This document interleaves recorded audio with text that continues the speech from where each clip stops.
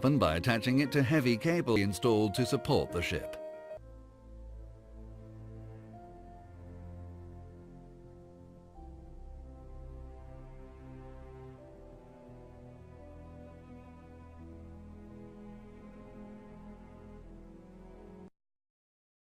So that it could be made into an artificial reef about 2 years ago, and it's been under preparation since then.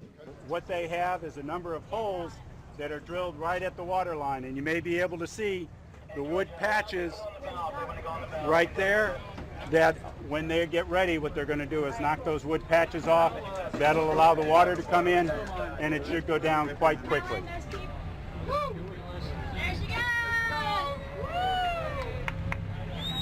Right up.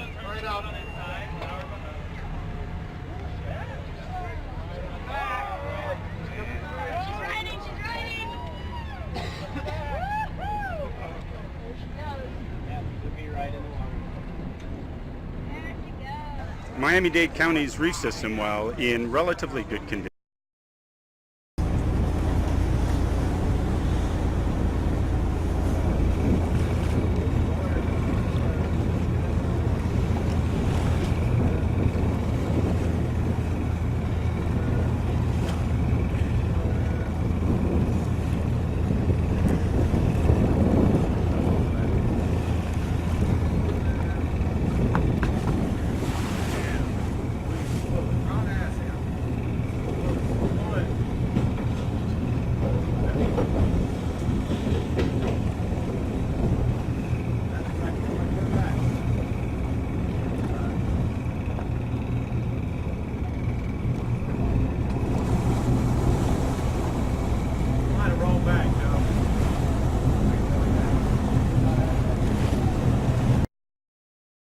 house off eastern Singapore approaches. Another vessel XYZ Discovery was westbound, towards the separation scheme, on course 224, speed 18 knots. From 0745 hours, heavy A, BC, S replies, we are going to north. After a minute again, XYZ calls. I am now 1 mile from you. Hyundai Discovery maintains same course and speed, A, BC, which is now on heading 348 degree, changes over to manual steering, and puts wheel hard over to port, and telegraph on stop. After half a minute, both vessels collide. The stem of A, BC, hits, number 2, wing tank, port side of XYZ. Both vessels sustain severe damages. There was no human casualty, or pollution. The larger vessel tried to stop, but it was too late. Shocked by the collision, the crews of both ships feared that the battered Margaret Jane might sink. We didn't feel that much, but when I see steam come out of the engine room, I knew then that we had a very serious problem. Sure enough, in only 2 minutes, half of the smaller ship is submerged. Most of the Margaret Jane's 18 fishermen scramble for life preservers and leap into the freezing ocean.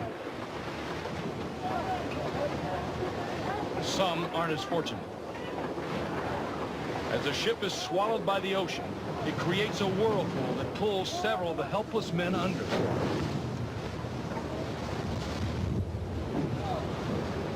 Fortunate sailors with flotation devices resurface. The Rena is in its death throes, according to one cabinet minister. The cargo ship responsible for what's been labeled New Zealand's worst ever environmental disaster is finally sinking. After months of being battered by heavy seas since it ran aground in October, it had split in two over the weekend. Salvage crews did manage to remove hundreds of containers and much of the oil aboard the vessel since it first got stuck on a reef. But floating debris aside, it was clear many containers and some oil remain. Maritime New Zealand said at least one boom has been put into place to try and keep any leaking oil from further fouling key beaches, and a wildlife response center is up and running once again to care for birds that may need rescuing. Volunteers will be out Wednesday looking for birds in trouble, and authorities are contacting people willing to help clean the shoreline as well. As for the ship itself, the bow, piled high with containers, was still afloat, but listing badly. The stern went under first, with the bridge entirely submerged. The water around the wreck was dotted with brightly colored buoys, marking containers so they could be more easily recovered later.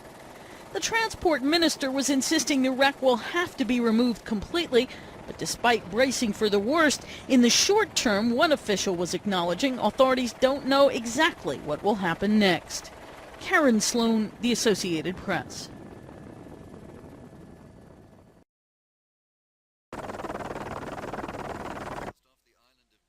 A protected environmental marine just off the Mediterranean Sea on the coast of Tuscany.